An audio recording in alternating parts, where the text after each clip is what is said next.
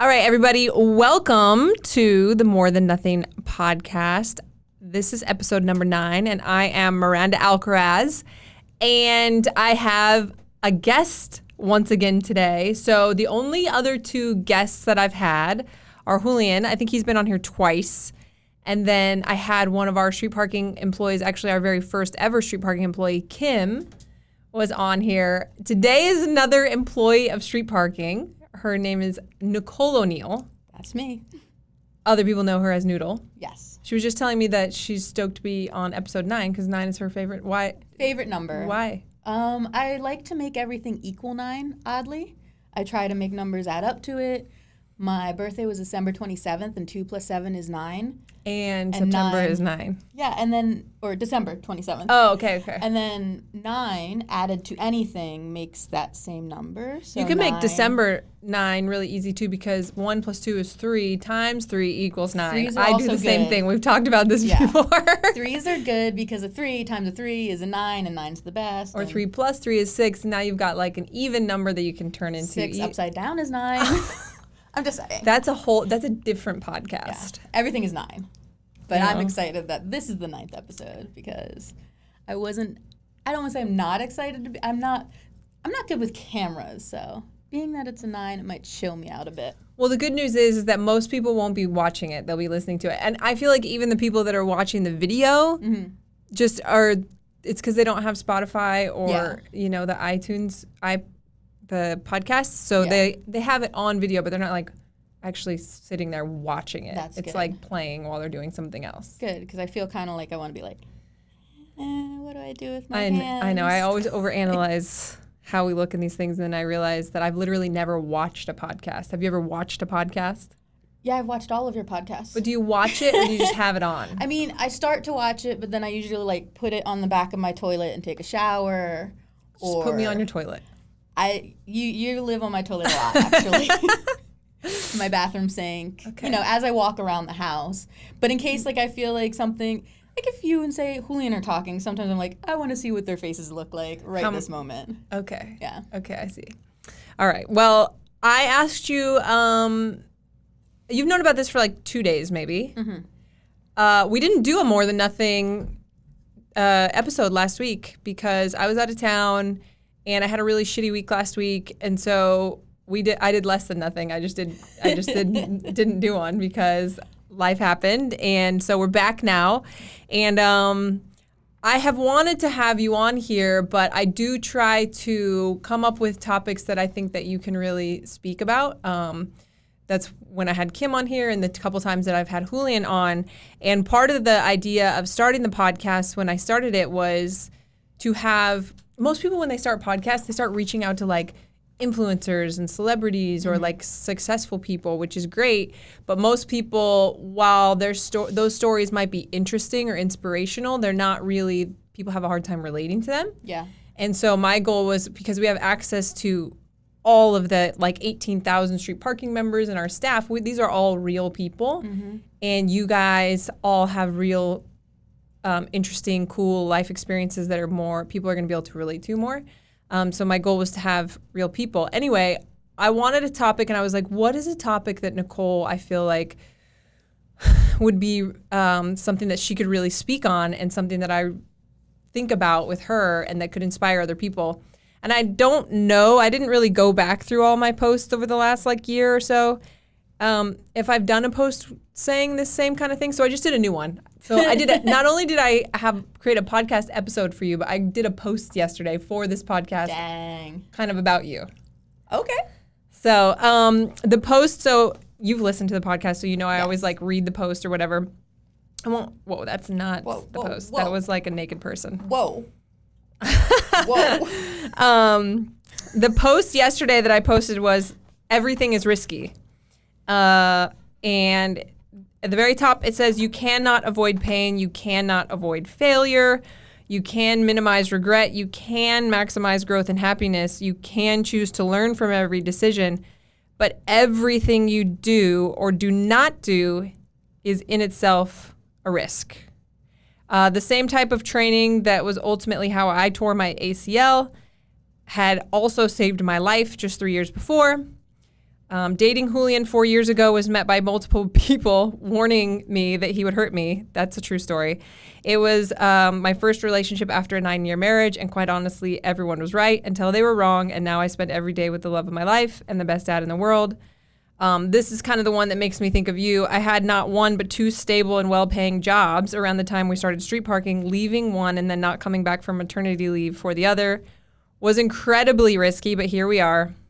And then I just kind of like went on to like list like, listen, yeah, you're never going to get hurt working out if you sit on your couch, but what are you risking? You're risking your health. You're risking like losing all of your muscle mass and getting hurt some other way. Or, I mean, you hear of like the older generation getting hurt all the time because they fall and they just have like no muscle mass or no ability to catch themselves because they've been sitting for so long. And so while you can minimize the risk of getting hurt from one thing, you're maximizing it in other areas. Or it's so funny because both of the companies that I worked for when we started street parking seemed to me at the time, because they were established companies, that they were, that staying there was a lot less risky.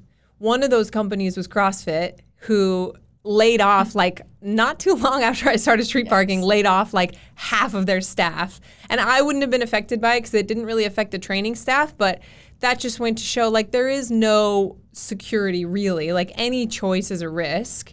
And so this all makes me think of you because when I met you, so you were a member of street parking and one of our favorite members, by the way. Thanks. One of our first, like an OG member. When did you sign up? When did you join? Because we started, so just in case listeners don't know, so street parking is our online fitness community, and it's been around for almost 3 years now. Mm-hmm. We signed up, like, we weren't there in the first couple months. I think we signed up like 9 months in, so September or August. Okay. Yeah, so of 2018. Okay, yeah, so we were like 9 months old at the time when you guys joined, and you lived in Florida in Jacksonville, and you worked out on the side of your trailer. Is that the proper word? I mean, it depends. What do you call it? It depends on what type of story I'm telling. If I want it to be kind of funny, I'll be like, I was working out in the trailer park. But like, it was, it was an RV. Mobile home? A mobile home, perhaps. No, it was an RV campground. Okay, But we lived in 2 different campers. One was a 5th wheel, one was a pull behind, and we would just go out and pull our equipment out from our little storage underneath and work out next to our trailer. So, and we loved that so much because, I mean, our whole message was you don't need fancy equipment. You can do this anywhere. All you need is like a pair of dumbbells or whatever. And you guys were the first people that like, consistently. So we'll get people that'll post that they're working out in a park because their kids are playing, or they met up with some friends at a park. A lot of people obviously are in their garage, or maybe even like their back patio if they don't have a garage, or their like carport. A lot of people will post inside, but you guys were the first like, oh man, they're like next to their RV. Yeah. In like a trailer park almost, and it was so cool. And you guys posted all the time, and you made it happen, and then you just put your stuff away, and you guys were hilarious. So we commented on your stuff all the time. We knew exactly who you were. We reposted you guys. I think you won like one of the competition. Halloween giveaway. Yes, because it was hilarious. Because you were. I was a bull, and Rachel was dressed up as a poo emoji. So together we were bullshit. They were bullshit, and they won. That's how they won. Anyway, so we knew you through that. And then you just randomly reached out to me one day. Similar, this story, by the way, is very similar to Kim's, except for that you lived in Florida. So you reached out and said, if you guys ever need help, like we would love it. We would move there. We would come be with you. Whatever you need, like we'd be there. And at first, because like in my mind, you were the hilarious couple that worked out at their RV park and dressed like bullshit. And all of your posts were like funny. Yeah. And I didn't really know anything about you other than that you were hilarious. And I was like, guess who said they want to work for us? And I've told you this story before. He's like, who? I'm like, Noodle, because that's your Instagram handle. And he was like, oh my gosh, that's so funny. But we loved you guys. So that in itself was a risk, just to like reach out. That step right there is way further than most people will ever even go. Mm-hmm. And I mean, we do get those emails more often now because I think people have realized that is how we've hired a lot of our staff. Yeah. But you and Kim, and I think yours came even before Kim's maybe. No, we already lived here, huh? I think when you Kim reached said out. she did read mine, so I think she was here for Okay. So I also shared it with Kim. I was like, check this out. No, but so yeah, you guys were some of the first people to reach out. And would you say, because I feel that you and I are very similar in a lot of ways in our personalities. For example, I am a doomsday person. I worry about literally everything. If I can't get a hold of you, you are dead. For sure. Like, for sure. If I'm going on an airplane, it is going to crash. Definitely. And I feel that you're the same way as me in a lot of ways as that. So for you and I, because I feel like I've taken some really huge risks in my life, like some of the things that I just listed, but I still always do the risky thing. Mm-hmm. So explain that. Like, what is it that gives you the confidence when you are kind of like a doomsday almost person? I don't know. I mean, doomsday things can happen no matter what. Exactly. Might as well take the risk, right? So you can be in that secure job with the 9 to 5 and the health benefits, and you're paying your bills regularly and you're good to go, but a hurricane might hit and your camper might fly away, right? So I'm happy, I'm stable, I'm whatever. There's still those doomsday scenarios. So almost because at any point anything can change, why not always be trying to make yourself happy and take those actions that are going to lead you to do what you want? And reaching out to you, I have to say, I didn't expect a DM back, period. I think most people always say that. In fact, a little bit of doomsday goes into it in that I reached out for getting Rachel's birthday was coming up. I was like, hey, if I buy this shirt, you guys sign it. Yeah, she still has the signed shirt. She still does have the signed shirt. Knox signed it. He did, and it's so cute. And so when it came and I gave it to her, and I wrote you back to say thank you, it was after that I was like, so, by the way, like, I totally want to work for you. We would totally move across the country. I swear I'm not a stalker. I just really feel like we could help. And I would love to say that it was more articulate than that. I don't think it was. We should I think it definitely was like, find it. Oh, I've read it before to like Brittany or something over at the Hub one day for giggles. I read a good portion of it out to everyone, and they were so embarrassed for me. Like, they were all like, "Oh my God, you sent this to Miranda," and I'm like, I don't know what to say. Like, I wanted to put it out there, right? So. And even in there somewhere, I think I said something along the lines of, like, the open mouth gets fed, right? So if I never ask for this, I'm okay if the answer is no, but if I never ask, the answer is always no. Mm-hmm. And I just felt like it was something that could be really great. And, you know, we love street parking. We were like, Rachel and I had talked about, wouldn't it be so cool to work for street parking?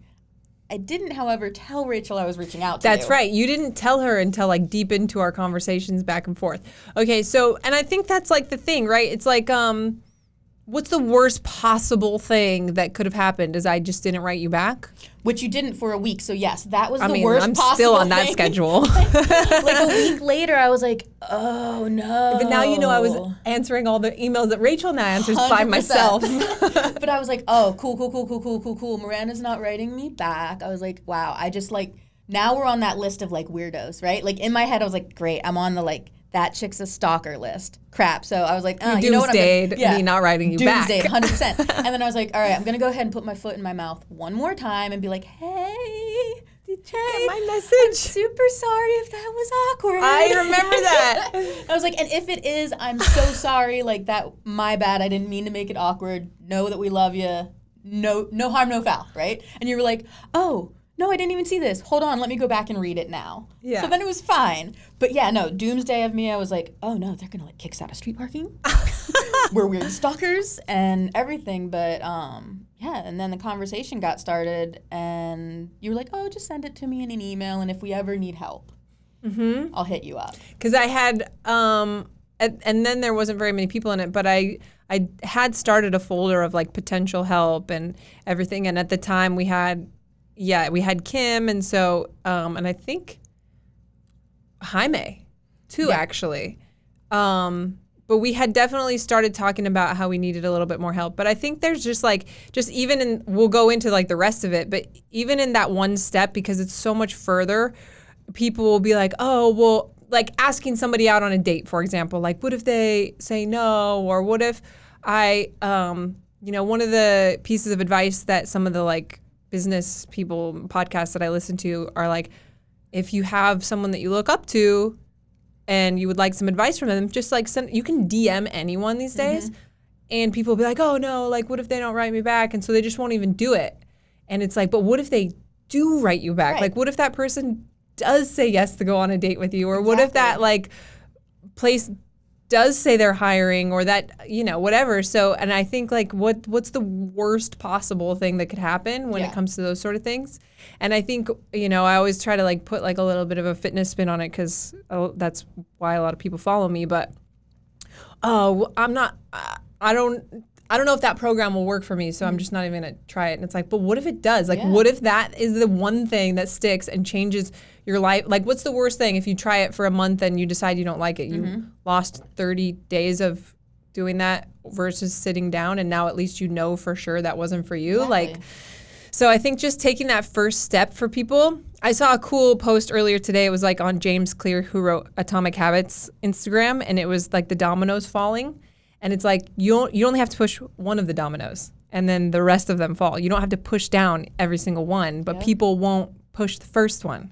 Because they're just like, well, what if one of them's out of place? And then the whole thing, and it's like, And I think it's funny because both of you and I are that person, but we still manage to somehow push the first domino every single time. I mean, you can't help but try it. You don't know what's going to happen unless you give it a try. Yes. Gotta try. Yes. And like you said, everything's risky. I learned that the biggest lesson that I had in that was my car accident, because it's so funny working for CrossFit for so long.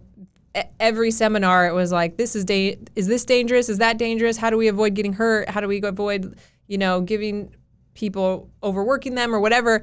And while all of the rest of the trainers were doing this crazy, dangerous program at lunch, I went to Starbucks to get coffee like 2 miles away and was literally almost killed on the coffee run. Like where what they're doing in most people's minds was the dangerous option.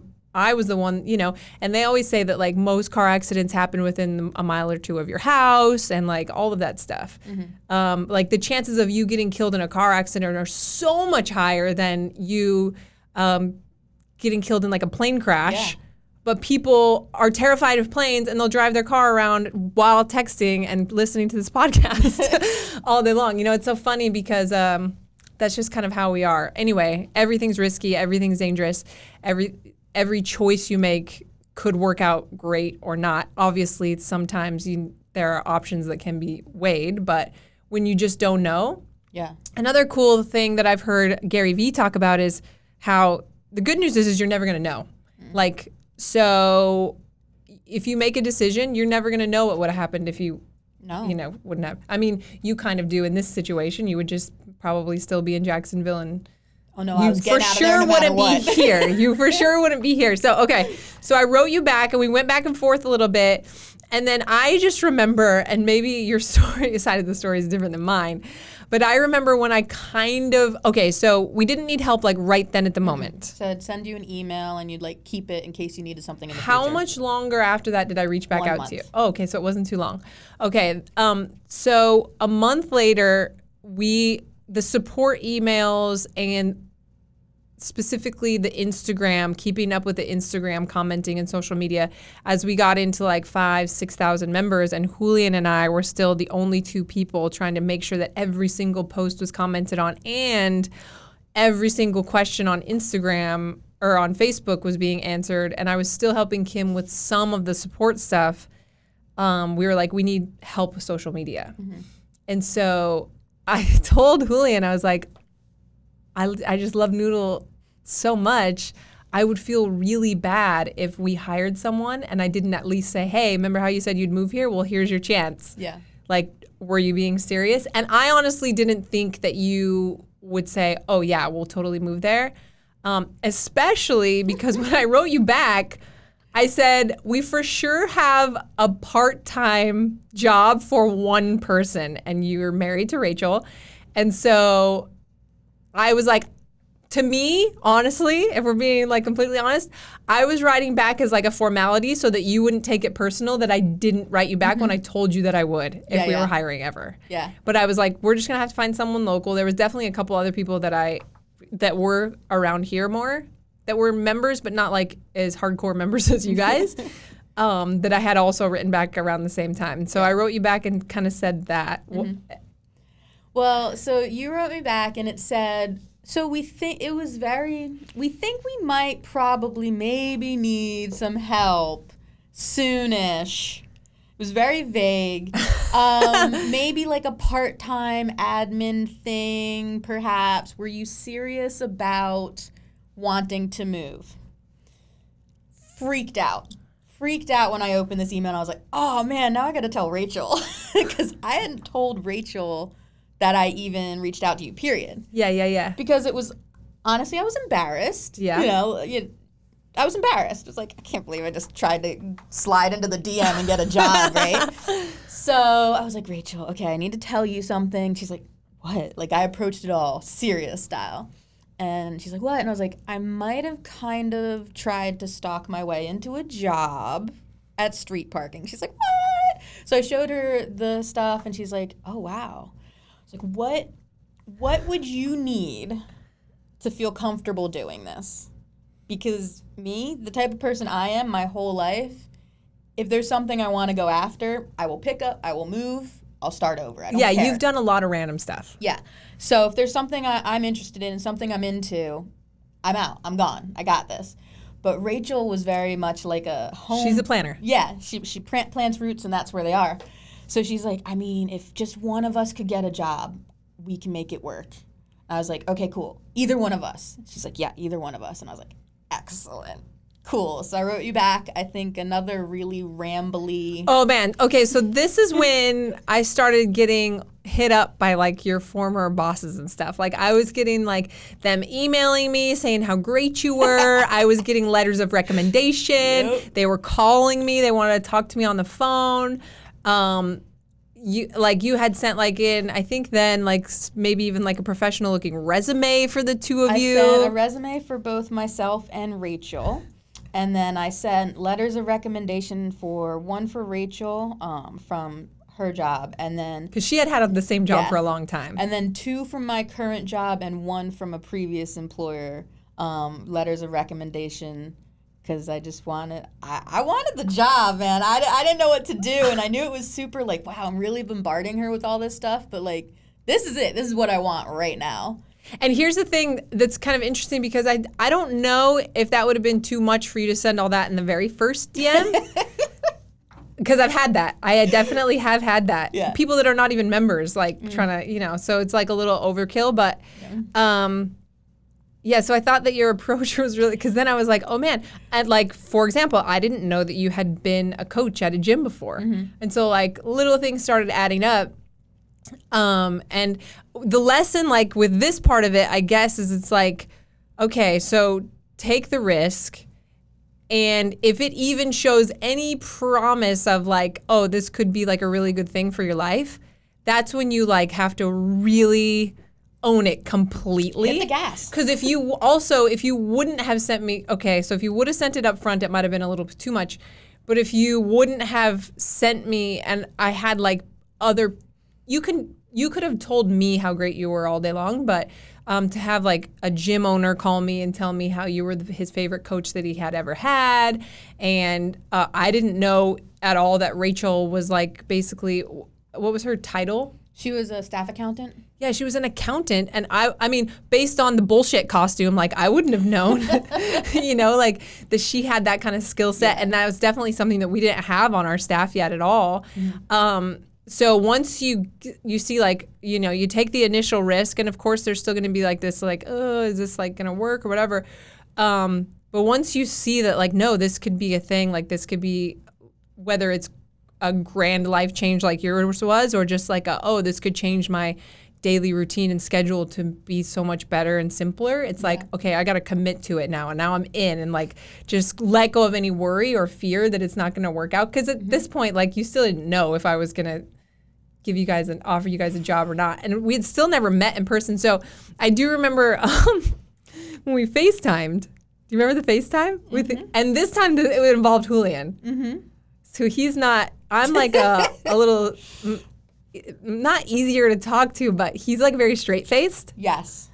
Yeah. And when you know, I had never talked to Julian before in my life. So. Yeah, so at this point it was just me and you kind of like going back and forth. Yeah, and Julian, when you first start to talk to him, and you don't necessarily know him yet, he's very straight-faced and very like,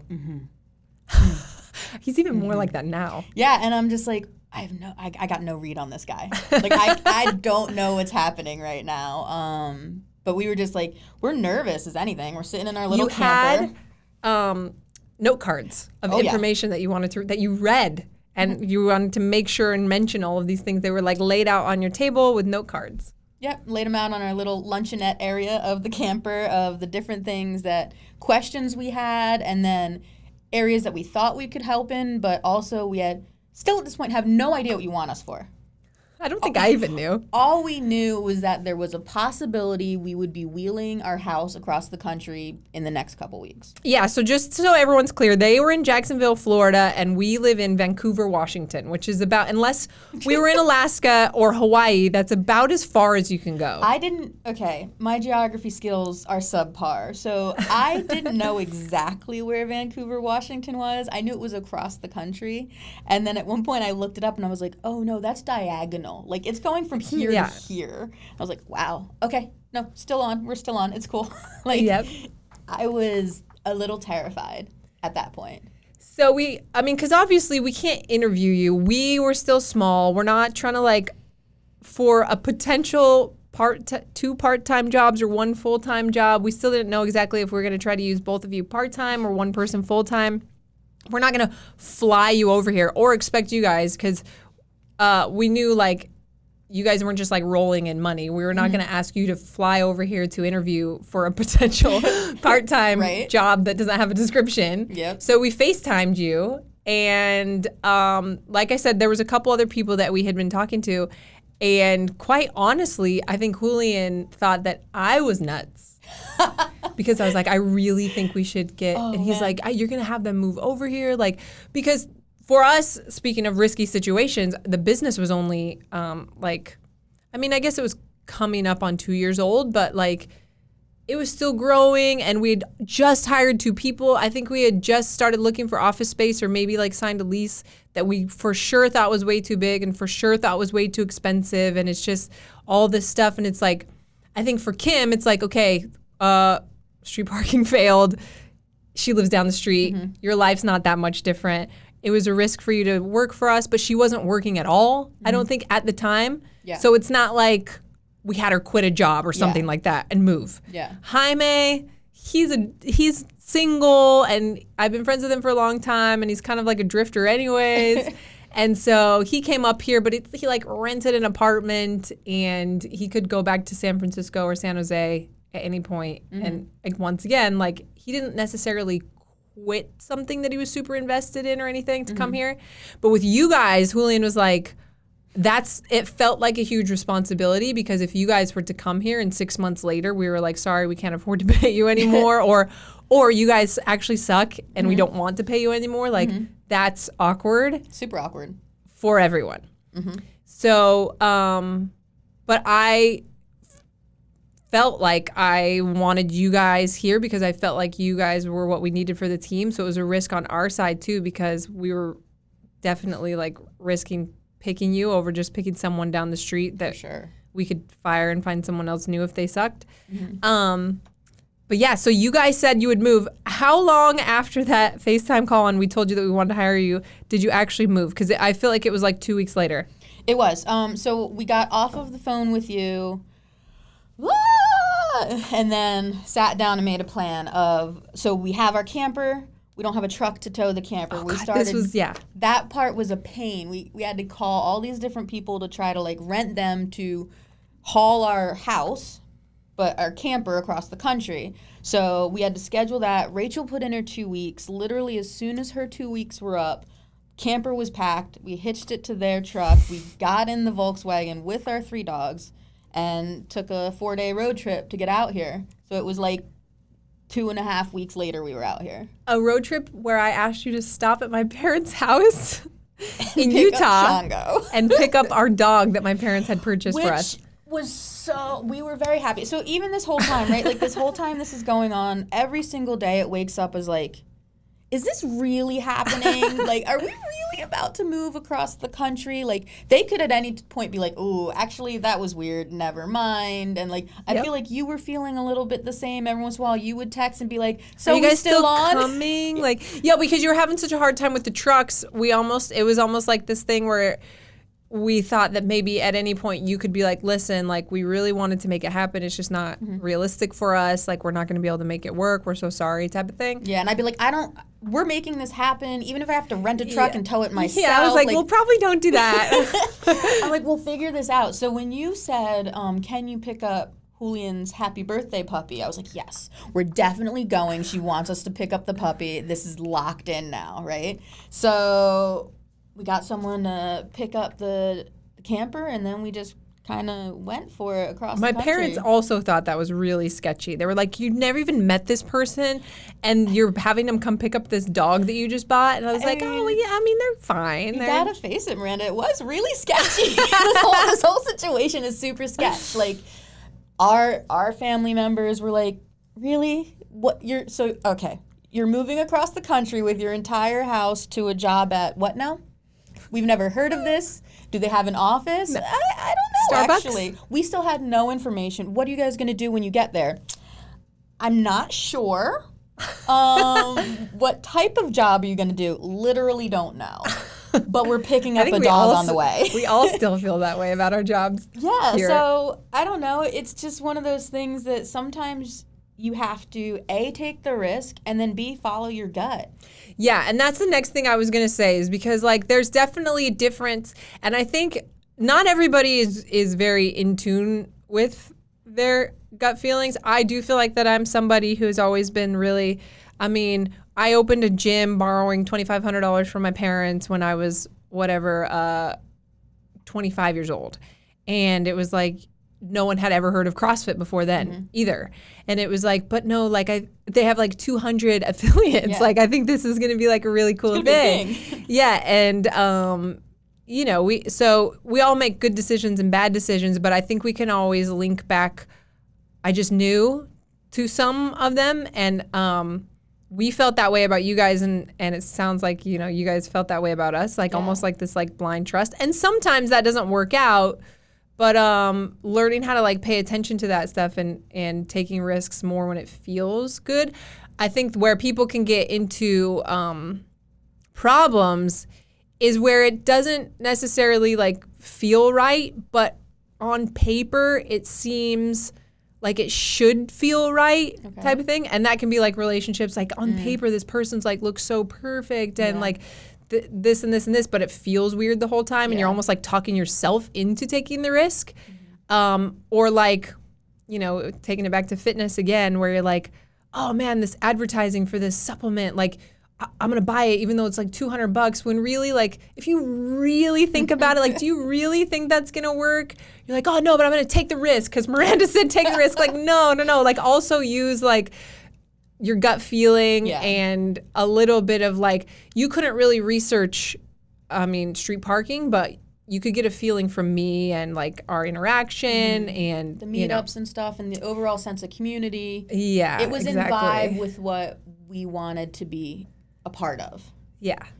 And so there's that part of it too. And so, I just thought that your story, because I've been a big risk taker, but I'm also a constant worrier. But I've always been able to kind of push over that first domino, and I feel like you do the same thing because I know you so well now, and I know you're always worried about everything. Always. But always the first one to dive in. Yeah. Like, yeah. You'll be the one like looking into the pool being like, guys, like how deep is that?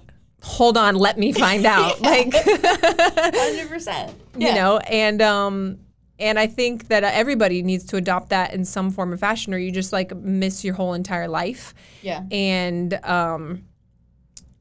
everything's risky. Look at what you would have risked missing if you would have taken the safe route that nobody would have questioned. If you're like, no, we're not going to freaking move to Vancouver. Like that sounds like dumb and risky. Yeah. People would have been like, oh, thank God. Like that sounded like a really bad idea. But really you risked missing out on being a part of all of this. And that's kind of like where I wanted to go to now is that you tell me all the time that you love this job and you're like, ever. you guys better be in business forever or always have something random to do because I could never go back to having a regular job. Never. And that's so great, right? So that's like, for that particular risk, you met your goal, you have a full-time job here, you guys do not live in the RV anymore. That lasted not long at all because it's cold here. It's cold. So cold. And so you guys actually live in a house now and you got your puppies and everything's good and you guys have both progressed in like your job responsibilities and everything. And so it's like, in a lot of ways, you met your goal for taking that risk. And so that risk for other people might be you tried the fitness program and it worked for you and you're like, oh my gosh, like this worked for me and I lost 40 pounds or I got this promotion and now I got a raise and I'm doing more things in my job that I liked, or I'm in this, I like to use the relationship example because that's probably like the most risky thing. Aside from being a mom, like from the moment you're pregnant, like your whole life is risky at that point. I can't even imagine. Doomsday stuff? Yeah, exactly. Don't even go on those message boards. Nope. But like a relationship, you're like, oh my gosh, that worked out and we got married and now we're married or now I have my job or now I lost 40 pounds. Happily ever after. And end of movie, right? But like, I see you every day. You see me every day. We see each other's lives. Like all of us here in the office were very intertwined. So you took the risk and it worked out. And we could end the podcast right there. Go take risks. Have a great day, right? But I kind of wanted to add in, it's still real life. Yeah. So like you love it here. Yeah. But I know you have bad days. Oh man, I mean, what was it, Tuesday? I had a really rough day Tuesday. It's only Thursday right now. Yeah, so I think it was Tuesday. I would say I had one of the rougher days I've had in a year. It was just Instagram said we couldn't post anymore, and it's pretty much part of my entire job. It's huge. Whatever, that being the case, I had a little internal mini like meltdown. Like, what do I do now, right? Best job ever. Did it all just go away? Doomsday, Nicole. Did I just lose my job? You know what I mean? Like all those little negative things can come back into your head and it's like, no, okay, now I just have to figure out where to go from here, right? And now it's taking the risk of reaching out to all the different people, trying to do the workarounds I need to make sure we can still talk to everybody and get that going on. But everything's fine and we're working our way through it. But other than that very specific instance, it just shows you that even though you have your dream job, you're in your happiest relationship, you're living in the house you've always wanted, things are always going to change. The water heater's gonna break. You're gonna get into a fight. Instagram's gonna explode, right? So you can still have bad days. Just because you've taken that risk and it's paid off doesn't mean you're done. You're still going to have to like take additional risks like the rest of your life. But if you never take that first risk in the first place, what's the point? Yeah, or like assuming the happy ever after thing. It's like, Julian's calling me. Look at this, you guys. Should I answer it, Salvi? Okay, hold on. Hello? Hi, baby. We're filming the podcast right now. You're on it. Oh. So I'll call you back. Sounds good. Bye-bye. Okay, love you, bye. Nice. Speaking of happily ever after. Yeah, right? His plane didn't crash, by the way. Thank God. Unless he was on the plane telling me that it was going to crash. Oof. See, that's how bad I am. That's the doomsday. No, but like the happily ever after thing. So, I mean, and even like stuff that's not work, like sometimes your job or my job or anyone in here, our jobs can still be boring. Yeah. Sometimes we'd still rather go do something else. And we've actually talked about this on other podcasts because Salvi has to sit here and listen to me. And half the time I make him come in on Sunday. And like, I'm sure there's plenty of other places, even though he likes working here and this is like what he wanted to do. Sometimes your relationship, like you said, you have fights. Or, I mean, I fight with Julian 100 times more than in my previous. I fought with Julian more in like not the first 6 months, but I would say the first 6 months of us being married than I did in my entire 9-year marriage before. And it's because we were both so much more invested in it, I think, that we, and we just were actually trying to like get to know each other. Anyways, that's a long story. Stage of like your relationship. Yeah, that's an interesting story. But anyway, just because I'm way happier in this relationship, it doesn't necessarily make it easier. It doesn't mean that there's days where I just want to be left alone. It doesn't mean that there's days where it's not boring. We started this amazing business and everyone's, been like, oh my gosh, you guys are so lucky, whatever. But there's days where I'm like, man, it sounds nice to go be a barista at Starbucks, to be not honest, like where I just check in, make some coffees, check out, and I don't think about it at all. Being a parent's the same way. It's the greatest thing ever. But, some days 4:45 wake up it's like, yeah, of course. And so I think that's just like the biggest thing to take away is that everything is risky. Your life isn't, and taking those risks can reap massive benefits. And you can get your dream job or your dream relationship or finally, find something that works for your fitness or whatever. But even once you're there, like life is just life. And it's that those things are always going to be true. And I think what makes it so that people are never just content, and I'm this way, like I'm not saying that I have it all figured out, but they're always reaching for the next thing because they think the next goal is going to be the one that's the happily ever after goal, or the next relationship's going to be the one, or like the next house that they buy or whatever it might be. But there's always going to be problems. And so take the risks definitely that feel good for you. Understand that if you don't, that is also a risk because you're risking what you could have gained. And once you realize that once you're there, even if it works out perfectly 100%, your life is still not going to be perfect, and there's going to be struggles and things like that. So I thought all of that totally applied to you. Yeah. And I appreciate you chatting with us about our little story. Thanks so much. Of our friendship. And that's it, you guys. Have a good day, and we'll see you next time. Bye.